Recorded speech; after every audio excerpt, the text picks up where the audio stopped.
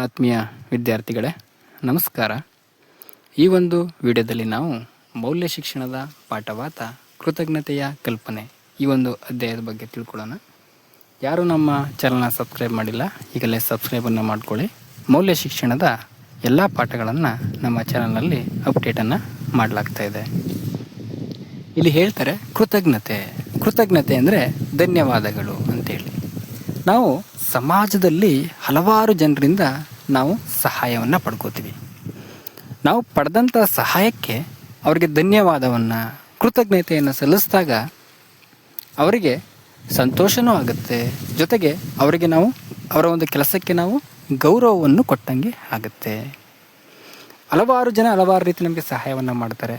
ಮನೆಯಲ್ಲಿ ತಂದೆ ತಾಯಿ ಸಹಾಯ ಮಾಡ್ಬೋದು, ಅಕ್ಕ ತಮ್ಮ ಸಹಾಯ ಮಾಡ್ಬೋದು, ಶಾಲೆಯಲ್ಲಿ ಸ್ನೇಹಿತರು ಸಹಾಯ ಮಾಡ್ಬೋದು, ಇನ್ನು ಸಮಾಜಕ್ಕೆ ಹೋದರೆ ಡಾಕ್ಟರ್ ಸಹಾಯ ಮಾಡ್ಬೋದು, ಹೀಗೆ ಪೊಲೀಸರು ಸಹಾಯ ಮಾಡ್ಬೋದು. ಹೀಗೆ ಹಲವಾರು ಜನರಿಂದ ನಾವು ಸಹಾಯವನ್ನು ಪಡ್ಕೋತಾ ಇದ್ದೀವಿ. ಈ ಸಹಾಯವನ್ನು ಪಡ್ಕೊಂಡಂಥ ಸಂದರ್ಭದಲ್ಲಿ ಅವರಿಗೆ ನಾವು ಕೃತಜ್ಞತೆಯನ್ನು ಸಲ್ಲಿಸಿದ್ರೆ ಅದು ಒಂದು ರೀತಿ ಅವರಿಗೆ ಗೌರವವನ್ನು ಸಲ್ಲಿಸ್ದಂಗೆ, ಅವರು ಮಾಡಿದಂಥ ಕೆಲಸಕ್ಕೆ ಗೌರವವನ್ನು ನಾವು ಸಲ್ಲಿಸ್ದಂಗೆ ಆಗುತ್ತೆ. ಇಲ್ಲಿ ಹೇಳ್ತಾರೆ ನೋಡ್ರಿ, ಕೃತಜ್ಞತೆಯನ್ನು ವ್ಯಕ್ತಪಡಿಸುವುದು ಗೌರವವನ್ನು ತೋರಿಸುವ ಒಂದು ಸರಳವಾದ ಮತ್ತು ಶಕ್ತಿಯುತವಾದ ಮಾರ್ಗವಾಗಿದೆ. ನಾವು ಇನ್ನೊಬ್ಬರಿಗೆ ಕೃತಜ್ಞತೆಯನ್ನು ಹೇಳಿದಾಗ ಅದು ಅವರಿಗೆ ನಾವು ಕೊಟ್ಟಂಥ ಗೌರವ ಅಂತ ಹೇಳ್ಬೋದು. ಇದೊಂದು ಬಹಳ ಮುಖ್ಯವಾದಂಥ ಒಂದು ಮೌಲ್ಯ ಅಂತ ನಾವು ಕರೀಬೋದಾಗಿರ್ತದೆ. ನಾವು ಯಾರಿಗಾದರೂ ಧನ್ಯವಾದಗಳು ಎಂದು ಹೇಳಿದಾಗ ಅವರ ಕೆಲಸ, ಸಮಯ ಅಥವಾ ಅವರ ಸಹಾಯ ನಮಗೆ ಮುಖ್ಯ ಎಂದು ತಿಳಿಸಿದಂತೆ. ನಾವು ಧನ್ಯವಾದವನ್ನು ಹೇಳಿದಾಗ, ಕೃತಜ್ಞತೆಯನ್ನು ಸಲ್ಲಿಸಿದಾಗ ನಿಮ್ಮಿಂದ ನಮಗೆ ಉಪಯೋಗ ಆಯಿತು, ಸಹಾಯ ಆಯಿತು, ನೀವು ನಮಗೆ ಬಹಳ ಇಂಪಾರ್ಟೆಂಟು, ನಿಮ್ಮ ಒಂದು ನಿಮ್ಮ ಒಂದು ಸಹಾಯದಿಂದ ನಮ್ಮ ಒಂದು ಕೆಲಸ ಸುಗಮವಾಯಿತು, ಈ ಒಂದು ಕೆಲಸಕ್ಕೆ ನೀವು ಬಹಳ ಮುಖ್ಯ ಅಂತಕ್ಕಂಥದ್ದನ್ನು ತಿಳಿಸ್ದಂಗೆ ಆಗುತ್ತೆ. ನಾವು ಅವರ ಪ್ರಯತ್ನವನ್ನು ಗುರುತಿಸಿದ್ದೇವೆ ಮತ್ತು ಅವರನ್ನು ಗೌರವಿಸ್ತೇವೆ. ನಮಗೆ ಸಹಾಯವನ್ನು ಮಾಡೋದಕ್ಕೆ ಹಲವಾರು ರೀತಿ ಪ್ರಯತ್ನವನ್ನು ಮಾಡಿರ್ತಾರೆ. ಸಮಾಜದಲ್ಲಿ ಹಲವಾರು ಜನರಿದ್ದಾರೆ ನಮಗೆ ಹೆಲ್ಪನ್ನು ಮಾಡ್ತಕ್ಕಂಥವ್ರು, ನಮ್ಮ ದೇಶವನ್ನು ಕಾಯ್ತಕ್ಕಂಥ ಸೈನಿಕರು, ನಮ್ಮ ದೇಶವನ್ನು ಕಾಪಾಡ್ತಿರ್ತಕ್ಕಂಥವ್ರು. ಇವರಿಗೆಲ್ಲ ನಾವೇನು ಮಾಡಬೇಕು, ಗೌರವ ಭಾವನೆಯನ್ನು ಸೂಚಿಸಬೇಕು. ಆ ಗೌರವವನ್ನು ಸೂಚಿಸಿದಾಗ ಏನಾಗುತ್ತೆ, ಅವ್ರನ್ನ ನಾವು ಗುರುತಿಸ್ತೀವಿ, ಅವರಿಗೆ ನಾವು ಗೌರವವನ್ನು ಸಲ್ಲಿಸ್ತೀವಿ ಅಂತಕ್ಕಂಥ ಒಂದು ಭಾವ ನಮ್ಮಲ್ಲಿ ಉಂಟಾಗುತ್ತೆ. ಕೃತಜ್ಞತೆಯು ನಾವು ಜನರನ್ನು ಲಘುವಾಗಿ ಪರಿಗಣಿಸುವುದಿಲ್ಲ ಎಂಬುದನ್ನು ತೋರಿಸುತ್ತೆ. ಕೃತಜ್ಞತೆಯಿಂದ ನಾವು ಅವ್ರನ್ನ ಕೇರ್ಲೆಸ್ ಮಾಡ್ತಿಲ್ಲ ಅಂತಕ್ಕಂಥ ಒಂದು ಭಾವನೆ ಹೋಗುತ್ತೆ. ಕೃತಜ್ಞತೆ ಬಂದಾಗ ಇವರು ಕೂಡ ನಮಗೆ ಇಂಪಾರ್ಟೆಂಟ್ ಅಂತಕ್ಕಂಥ ಒಂದು ಭಾವನೆ ನಮ್ಮಲ್ಲೂ ಹುಟ್ಟುತ್ತೆ, ಜೊತೆಗೆ ಅವರಲ್ಲೂ ಕೂಡ ಹುಟ್ಟುತ್ತೆ. ನನ್ನಿಂದ ಈ ಕೆಲಸ ಆದಕ್ಕೆ ನನಗೆ ಅವರು ಧನ್ಯವಾದವನ್ನು ಹೇಳಿದ್ರು ಅಂತಕ್ಕಂಥ ಒಂದು ಭಾವನೆ ಅವರಲ್ಲಿ ಹುಟ್ಟಿ ಅವರು ಇನ್ನೂ ಕೂಡ ಸಹಾಯ ಮಾಡ್ತಕ್ಕಂಥ ಒಂದು ಭಾವನೆ ಅವರಲ್ಲಿ ಹುಡ್ತಕ್ಕಂಥ ಚಾನ್ಸಸ್ಸು ಜಾಸ್ತಿ ಇರ್ತದೆ. ನಮ್ಮ ಜೀವನದಲ್ಲಿ ಅವರ ಉಪಸ್ಥಿತಿ ಮತ್ತು ಅವರ ಕೊಡುಗೆಯನ್ನು ನಾವು ಗೌರವಿಸುತ್ತೇವೆ ಎಂಬುದನ್ನು ಸೂಚಿಸುತ್ತದೆ. ನಮ್ಮ ಜೀವನದಲ್ಲಿ ಹಲವಾರು ಜನ ಹಲವಾರು ರೀತಿ ಸಹಾಯವನ್ನು ಮಾಡ್ತಾರೆ. ಅವರು ನಮಗೆ ಬಹಳ ಮುಖ್ಯ ಮತ್ತು ಅವರ ಕೊಡುಗೆಗಳು, ಅವರು ನಮಗೋಸ್ಕರ ಹಲವಾರು ಸಹಾಯವನ್ನು ಮಾಡ್ತಾರೆ. ಅದರಿಂದ ನಾವು ಅವರನ್ನು ಗೌರವಿಸ್ತೇವೆ ಅಂತಕ್ಕಂಥದ್ದನ್ನು ಸೂಚಿಸುತ್ತೆ ಅಂತ ಹೇಳ್ಬೋದು. ಅದಕ್ಕೆ ಮುಖ್ಯವಾಗಿ ನಾವು ಪ್ರತಿಯೊಬ್ಬರಿಗೂ ಕೂಡ ಪ್ರತಿಯೊಂದು ಕೆಲಸದಲ್ಲಿ ಸಹಾಯವನ್ನು ಮಾಡಿದಂಥವ್ರಿಗೆ ನಾವು ಕೃತಜ್ಞತೆಯನ್ನು ಹೇಳ್ತಕ್ಕಂಥದ್ದು ಬಹಳ ಮುಖ್ಯವಾದಂಥ ಒಂದು ಮೌಲ್ಯ ಅಂತ ಹೇಳ್ಬೋದು. ಇಲ್ಲಿ ಮಕ್ಕಳಿಗೆ ನಿಮಗೆ ಒಂದು ಆ್ಯಕ್ಟಿವಿಟಿ ಇದೆ. ಮಕ್ಕಳಿಗೆ ನೀವೇನು ಮಾಡಬೇಕು, ನಿಧಾನಕ್ಕೆ ಕಣ್ಣನ್ನು ಮುಚ್ಕೊಂಡು ಒಂದು 3 ಬಾರಿ ಆಳವಾದ ಉಸಿರನ್ನು ತೆಗೆದುಕೊಳ್ಬೇಕು. ದೇಹ ಸಂಪೂರ್ಣವಾಗಿ ವಿಶ್ರಾಂತಿಯ ಸ್ಥಿತಿಯಲ್ಲಿದ್ದು ನಿಮ್ಮ ಮನಸ್ಸು ಕೂಡ ಶಾಂತವಾಗಿರಬೇಕು. ಕಣ್ಣನ್ನು ಮುಚ್ಚಿ ನಿಧಾನವಾಗಿ ಏನು ಮಾಡಿ, ಸ್ವಲ್ಪ ಹೊತ್ತು ಉಸಿರಾಟವನ್ನು ಮಾಡಿ. ನೀವು ಕಣ್ಮುಚ್ಚಿದಂಥ ಸಂದರ್ಭದಲ್ಲಿ ನಿಮ್ಮ ಒಂದು ಸುತ್ತಲೂ ಬೆಚ್ಚಗಿನ ಒಂದು ಬೆಳಕನ್ನು ಕಲ್ಪಿಸಿಕೊಳ್ಳಿ. ಬೆಳಕಿಗೆ ಕೃತಜ್ಞತೆ ಅಂತ ಹೆಸರನ್ನ ಇಟ್ಕೊಂಡು ನಿಮ್ಮ ಮನಸ್ಸಿನಿಂದ ಪ್ರಾರಂಭವಾಗಿ ನಿಧಾನವಾಗಿ ಸುತ್ತಲೂ ಹರಡುತ್ತೆ. ನಿಮ್ಮ ಜ್ಞಾನವನ್ನು ಕೇಂದ್ರೀಕರಿಸಿಕೊಂಡು ಅದನ್ನು ಬೆಳಕು ಅಂದ್ಕೊಂಡು ಆ ಬೆಳಕಿನ ಕೃತಜ್ಞತೆ ಅಂದ್ಕೊಂಡು ಏನು ಮಾಡಬೇಕು, ನೀವು ನಿಮ್ಮ ಸುತ್ತಲೂ ಅದನ್ನು ನಡೆಸ್ಕೊಳ್ಳಿ. ಮೊದಲಿಗೆ ನಿಮ್ಮ ಬಗ್ಗೆ ನೀವೇನೇ ಕೂಡ ಯೋಚನೆ ಮಾಡಿ. ಈಗ ನೀವು ನಡೆಯೋದಕ್ಕೆ ನಿಮಗೆ ಸಹಾಯ ಮಾಡ್ತವೆ ಏನು ಕಾಲುಗಳು, ಅದಕ್ಕೆ ನಾನು ಕಾಲುಗಳಿಗೆ ಧನ್ಯವಾದವನ್ನು ಹೇಳ್ತೇನೆ.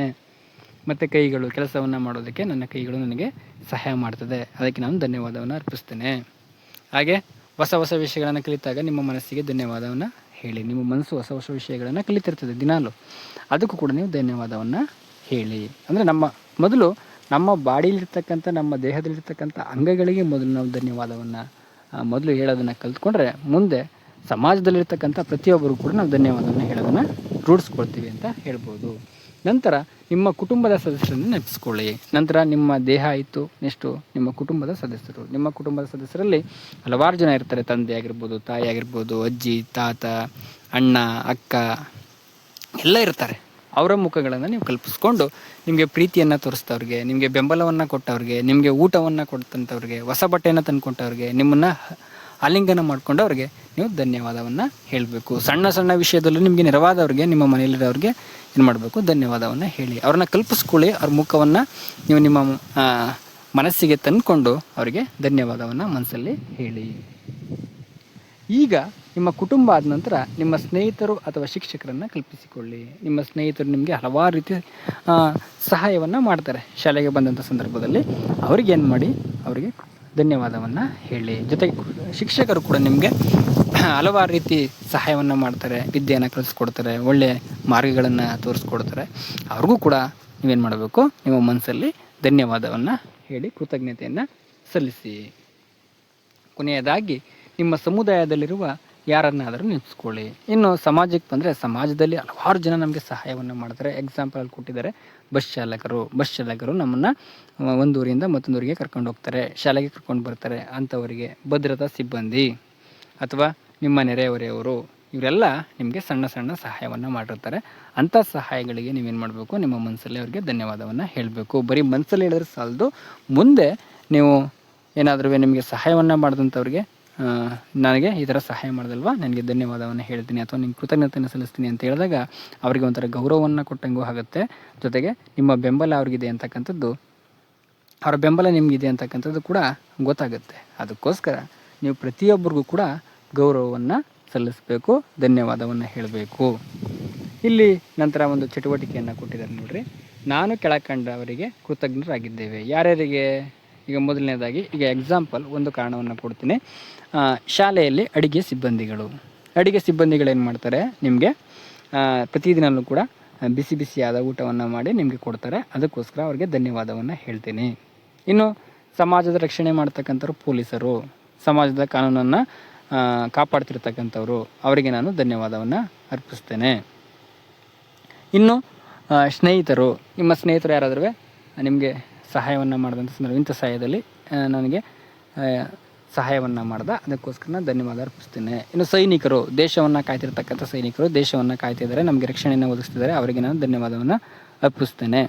ಹೀಗೆ ಪ್ರತಿಯೊಬ್ಬರು ಕೂಡ ನಮಗೆ ಒಂದಲ್ಲ ಒಂದು ರೀತಿ ಸಹಾಯವನ್ನು ಮಾಡ್ತಾ ಇದ್ದಾರೆ. ಅಂಥ ಸಹಾಯಕರಿಗೆ ನಾವೇನು ಮಾಡಬೇಕು, ಕೃತಜ್ಞತೆಯನ್ನು ಸಲ್ಲಿಸಬೇಕು. ಈ ರೀತಿ ನೀವು ಒಂದು 5ರಿಂದ 10 ಕಾರಣಗಳನ್ನು ಪಟ್ಟಿಯನ್ನು ಮಾಡಿ ಅದನ್ನು ನಿಮ್ಮ ಶಿಕ್ಷಕರಿಗೆ ತೋರಿಸ್ಬೇಕಾಗತ್ತೆ. ಇಂದು ನಡೆದ ಘಟನೆಗಳಿಗೆ ನಾವು ಇವರಿಗೆ ಕೃತಜ್ಞರಾಗಿದ್ದೇವೆ. ನಿಮ್ಮ ಒಂದು ಈ ದಿನದಲ್ಲಿ ನೀವು ಯಾರ್ಯಾರು ನಿಮಗೆ ಸಹಾಯವನ್ನು ಮಾಡಿದ್ರು ಅಂಥವರ ಒಂದು ಹೆಸರುಗಳನ್ನು ಬರೆದು ಅವ್ರು ಏನು ಮಾಡಿದ್ರು ಅಂತಕ್ಕಂಥದ್ದನ್ನು ನೀವು ಅಲ್ಲಿ ಪಟ್ಟಿ ಮಾಡಿ ನೀವೇನು ಮಾಡಬೇಕು, ಅವ್ರಿಗೆ ಕೃತಜ್ಞತೆಯನ್ನು ಸಲ್ಲಿಸಬೇಕಾಗತ್ತೆ.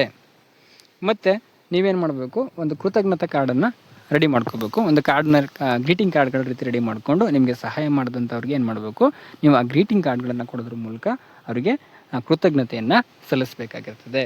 ಕೃತಜ್ಞತೆಯು ತೃಪ್ತಿಯ ಭಾವವನ್ನು ಮೂಡಿಸಿ ನಮ್ಮ ಮನಸ್ಸುಗಳನ್ನು ಸಂತೋಷದಿಂದ ಮುದಗೊಳಿಸುತ್ತೆ. ಕೃತಜ್ಞತೆಯಿಂದ ನಮಗೆ ತೃಪ್ತಿ ಆಗುತ್ತೆ. ನನಗೆ ಇವ್ರು ಸಹಾಯ ಮಾಡಿದ್ರು, ಅವ್ರಿಗೆ ನಾನು ಧನ್ಯವಾದವನ್ನು ಹೇಳಿದೆ ಅಂದಾಗ ನಮ್ಮಲ್ಲಿ ಒಂದು ತೃಪ್ತಿಯ ಒಂದು ಭಾವನೆ ಉಂಟಾಗುತ್ತೆ ಮತ್ತು ನಮಗೆ ಸಂತೋಷವೂ ಕೂಡ ಆಗುತ್ತೆ ಅಂತ ಹೇಳ್ಬೋದು. ಇಷ್ಟು ಈ ಒಂದು ಅಧ್ಯಾಯದ ಅರ್ಥ ಆಗಿದೆ. ಇನ್ನು ಮುಂದಿನ ಒಂದು ವಿಡಿಯೋದಲ್ಲಿ ಮತ್ತೊಂದು ಮೌಲ್ಯ ಶಿಕ್ಷಣದ ಪಾಠದ ಬಗ್ಗೆ ತಿಳ್ಕೊಳ್ಳೋಣ ಅಂತ ಹೇಳ್ತಾ ಈ ವಿಡಿಯೋವನ್ನು ಇಲ್ಲಿಗೆ ಮುಗಿಸ್ತಾ ಇದ್ದೇನೆ. ಧನ್ಯವಾದಗಳು.